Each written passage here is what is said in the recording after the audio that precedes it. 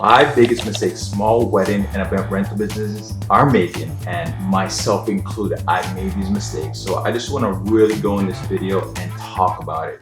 So my name is Sean Soares, and I own an event rental business called DrapeWorks. We've done over 15,000 events. We have it under our belt.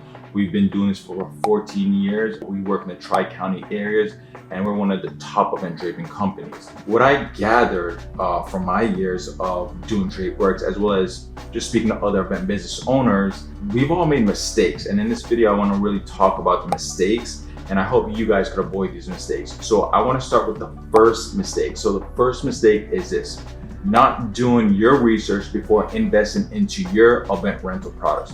So I want to talk on experience. 10 years, now I'd say 6 years ago, me and my business partner, we had the opportunity to set up shop in the Caribbean and really just dominate and be a monopoly of a decor company. So not event draping, but a decor company, and offer everything. And then so through different meetings and setting up a company and partner with someone from that island, we were ready, and we bought all these containers, and we saw that, all right, let's focus on luxury event furniture, luxury decor.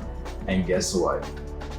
We lost all of our investment. We didn't do any events in the Bahamas. I think just one event we did. We lost our life savings. We went through rough times. We went into a huge six-figure debt. By the grace of God, we paid that off, but it was hard, it was tough. And this was a mistake that really hurt me, not only like physically, but emotionally. It disrupted my marriage. It was tough. Me and my business partner, like, we prayed every day. We struggled. We barely made ends meet. We made payroll just by a little bit, or sometimes we're a little bit late, but we made sure that, all right, we're gonna get through this, and we did. And I don't want you guys to make this mistake that we made. So definitely do your research when you want to choose your event rental product. You have to do your research. The second thing is this, the mistake that I've noticed, because again, I'm talking from experience that I've made, is this: not having the right pricing structure. So when I first got into the business, one of my best friends, he was working for a top company, and he gave me a little bit of a pricing structure. So I went on that pricing structure, and what I didn't realize was the pricing structure he was giving me was a wholesale pricing structure. So what I did was I gave a price below the wholesale price structure.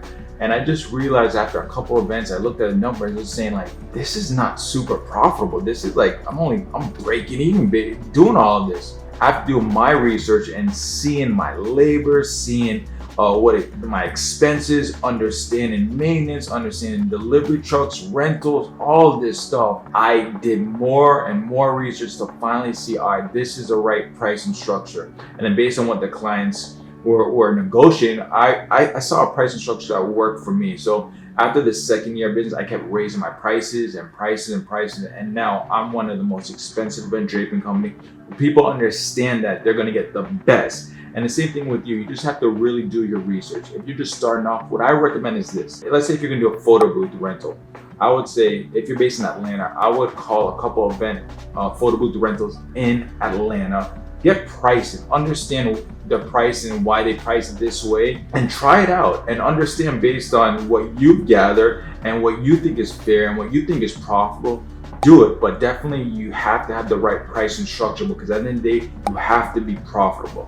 Every event, you have to be profitable. You have to know your numbers. It's very critical you know your numbers. That's why I highly recommend, if you're starting off, get a bookkeeper.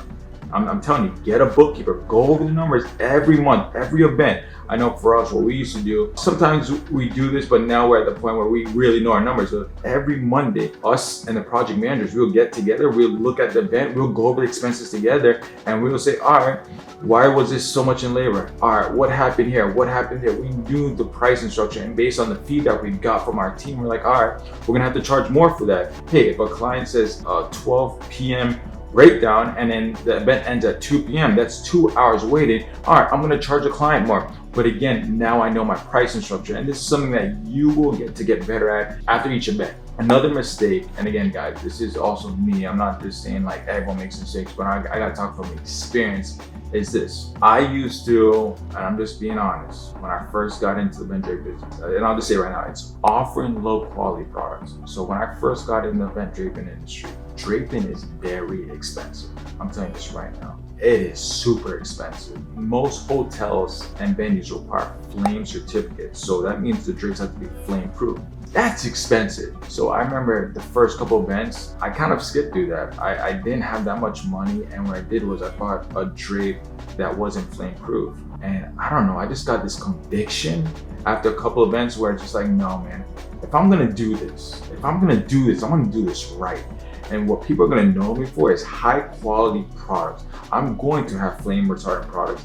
And you know what? I might not afford it right now, but I'll make a way. So what I did was this. I basically invested in some flame-proof products, and then what I was short, I'll just cross-rent from another company, and then eventually I'll invest back into the business and I'll buy more and more and more.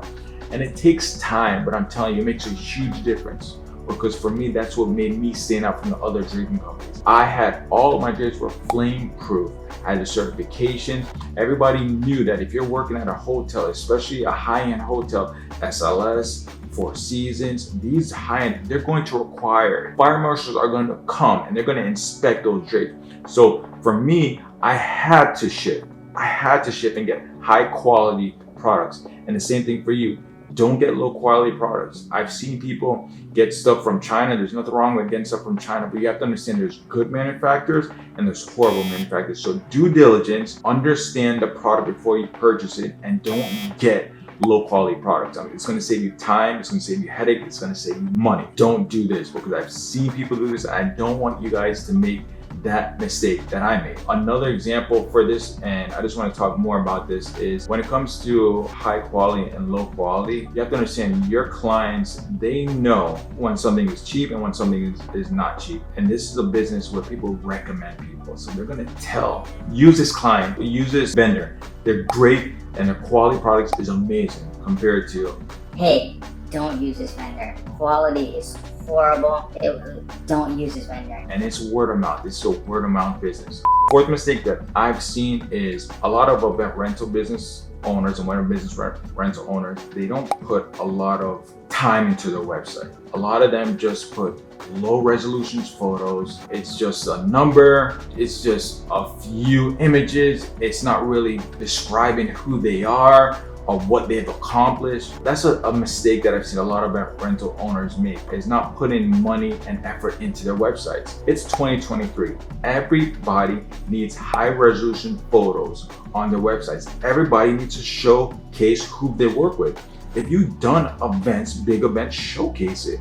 Get those photos from the photographers. Just ask. If you ask a photographer, they'll give it to you. I know for me, I used to do that in the beginning. One of the biggest things for me was I'll let the client know, I'm like, hey, I'll give you a 3% discount, 5% discount, but in return, I want high resolution photos from your photographer. So that was a hack that I used to do right away, because when you start getting into the event rental business, right away, you need to ask for that, because you need to showcase your work on your website. You need to give the best information as possible, because the thing is, they're window shopping. And when they go to your website and then it's not high resolution, I'm telling you, they're not gonna go to you. So for me, I focus on high resolution photos. I put a lot of money, a lot of effort, a lot of time into it. So definitely do this. And then the last mistakes that I've seen event rental business owners make, wedding event rental owners make, including myself, is this: not having the right and the proper marketing strategy. A lot of people just think, hey, when they're starting off, hey, maybe I can just go on Groupon and just put a discount in and I'll just get customers. no, do your research. Understand what marketing strategy works, what doesn't. Go review the top companies in your field. So for me, event draping, it's a company called Quest Events. I looked at what marketing strategies they were doing, and guess what? I mimicked, and I saw some work and some didn't work. So you have to do the same too. Have a right marketing strategy in place. For me, what works for me, I've noticed, is just vendor relationship. I've noticed that if you go on site and you exchange contact with other vendors, you're going to get referrals, you're going to get business. What I noticed, what works for me, is organic traffic. Again, high resolution photos, a lot of SEO keywords, that works for me. What doesn't work for me is directories, spotlights on Wedding Wire and the Nut. For some people it works, but for me it doesn't work. Another thing that didn't work was those networking events of Mason, those special events, those didn't work. It was very cliquish. Nobody recommended me. It just didn't work. So even wedding showcases, it just didn't work. I knew my marketing strategy. I know what works and what doesn't work. So you got to test it out and see what works. But you got to have a proper marketing strategy in place. You got to test out things.